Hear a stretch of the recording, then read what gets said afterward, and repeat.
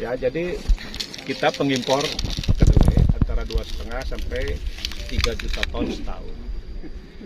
Nah, kita lihat sekarang kacang koro ternyata punya potensi untuk dikembangkan untuk mensubstitusi impor tadi. Ya, dengan rata-rata per hektar 5 ton.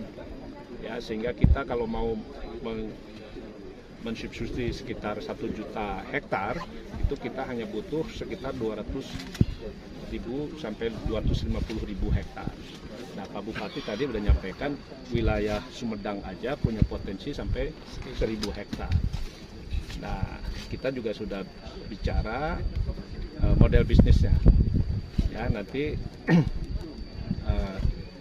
ini berbasis pengelolaannya oleh koperasi, sehingga si petani yang menjadi anggota koperasi yang menanam kacang koro ini nanti dibeli.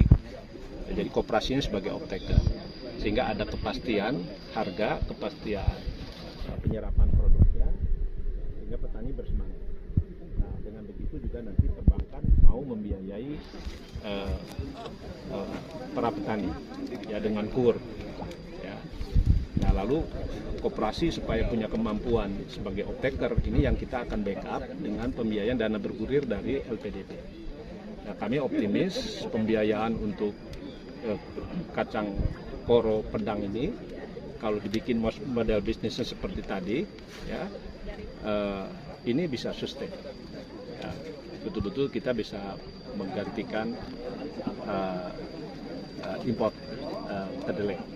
Karena turunannya bukan hanya untuk tempe, susu, termasuk juga pakan ternak, bahkan tepung yang bisa dikombinasi dengan mokap untuk mengganti impor terigu. Jadi ini punya potensi untuk membangun ketahanan pangan yang sangat bagus dan melibatkan masyarakat yang terlibat dalam kegiatan ekonomi ini betul-betul bisa mensejahterakan masyarakat. Dan memang ini perlu komitmen dari kepala daerah, terutama untuk penyediaan lahan pertanian. Nah, jadi ini harus ada keterlibatan. Sumedang jadi pilot project. Nah, Sumedang kita jadikan piloting, kita targetkan dulu pilotingnya 100 hektar. Ya, nanti setelah itu baru kita scaling. Nah, kenapa Sumedang kita jadikan piloting? Ya, ini karena ada komitmen kepala daerah sama putra daerahnya nih, Pak Agus. Ya, Pak Agus nih yang ahli secara teknis, ya, bagaimana pengembangan kacang koroja. Berkaitan dengan kacang koro tentunya membutuhkan lahan dan bagaimana mengubah lahan yang tidak produktif jadi produktif. Di Sumedang ini sangat luas lahannya, ada lahan tanah kas desa yang belum sepenuhnya produktif, ada lahan perhutani yang bisa dikerjasamakan, dan ada tanah negara yang mungkin HGU-nya sudah banyak yang habis dan terlantar. Sisi lain banyak tanah yang terlantar, satu sisi banyak tanah terlantar, sisi lain banyak masyarakat yang miskin. Itu kita kelola dengan baik, salah satu dengan kacang koro ini dengan boleh bisnis korporasi atau koperasi, akses modal, akses peningkatan kapasitasnya, akses produksinya, kemudian pasarnya sudah jelas. Jadi yang nanam sekarang 100 hektar di Sumedang, kacang koro sudah ada off-takernya, sudah ada pembelinya. Bagus, mungkin jelasnya dari koperasi. Ya, Terima kasih. jadi kita impor kedelai itu luar biasa besarnya, Mas Kang. Jadi sampai ke pangan itu hampir 2,5-2,7 juta ton tiap tahun untuk pangan. Untuk pakan bungkil kedelai itu sampai 4-5 juta ton setiap tahun untuk pakan ternak, ya. Nah, ini kacang koro pedang ini kalau orang Sunda bilang kacang koas. Ya, kacang koas ini udah dicoba untuk pangan, untuk tempe. Ini sudah enak, sudah luar biasa, tinggal dimasalkan saja. Nanti kita Presiden sudah makan. Pak Presiden sudah makan, alhamdulillah, terima kasih Pak Menteri. Ya, kemudian ditepungkan juga bisa jadi aneka macam kue kering, bolu kukus, bahkan saya buat bala-bala tuh dari ini, asal dicampur dengan mokap, ya. Karena karakternya nggak bisa benar-benar murni koro pedang, perlu karakter terigu yang itu diganti oleh mokap. Ya, mokap kan juga singkong, kita kadang-kadang harganya murah sekali, jadi kita bisa sama-sama manfaatkan, ya.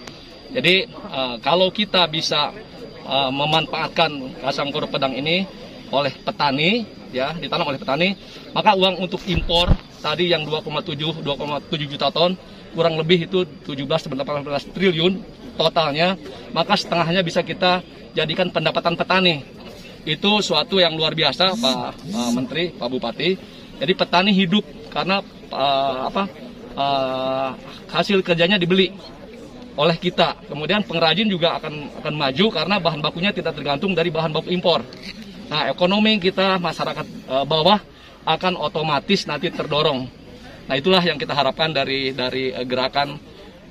Saya punya slogan baru, mari makan apa yang petani kita tanam. Nah, itu slogan ini boleh diramaikan, diviralkan, karena memang dengan memakan apa yang petani kita tanam, petani akan mendapat penghasilan yang stabil. Itu berapa tahun, Pak? Saya kira bolehlah bilang 5 tahun lah. Ya, piloting Ya, kalau piloting cepat, tapi nanti masalahnya karena ini tetap harus menjadi program bersama dengan pemerintah ya. Terutama dari pemerintah, saya mohon ada Pak Menteri bisa sampaikan ke Pak Presiden 2 hal yang kami minta ya dari para petani. Yang pertama, minta tolong korup pedang dijadikan dulu sebagai salah satu komoditas diunggulkan, komoditas strategis, supaya ada banyak policy yang bisa digunakan. Kalau tidak ada dalam listnya komoditas unggulan, itu belum bisa masuk. Yang kedua, Pak Menteri mohon, petani udah mulai ramai membeli ya, koperasi, bukan koperasi mungkin terbatas karena ada yang di luar koperasi yang menanam. Kalau bisa itu dibeli. Jadi mungkin Bulog katakanlah 1% dari nilai impor kedelai belikanlah ke petani, supaya apa? Ada kesempatan bagi pengrajin tempe dan lain-lain untuk mendapat barangnya. Gitu. Kalau udah ada tersedia kan bisa dipakai, dicoba. Nah, kalau sekarang saling nunggu dulu produksi dari petani yang ada di koperasi, mungkin terlambat atau telat.